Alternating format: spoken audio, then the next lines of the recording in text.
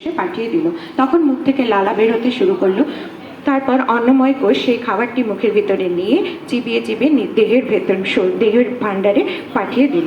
এইভাবে আমাদের পঞ্চকোষ দেহ ও আত্মার সাথে সক্রিয়ভাবে কাজ করে চলেছে। এরপর আমরা আমাদের শান্তি পাঠের মাধ্যমে সবার মঙ্গল কামনা করে শান্তি পাঠটি পরিবেশন করছি।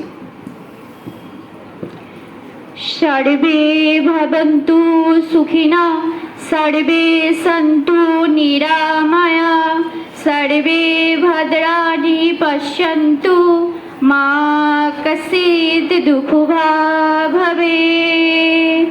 ॐ श्री गुरुभ्ये नमः। ॐ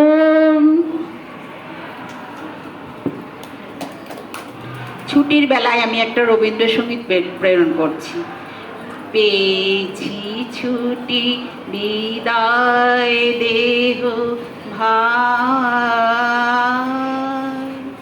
সবারে আমি প্রণাম করে যাই।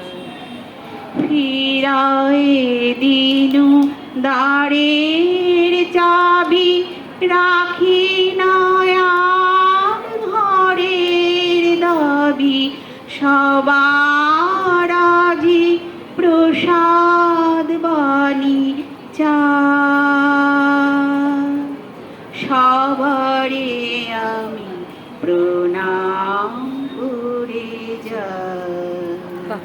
দারুণ দারুণ সুন্দর।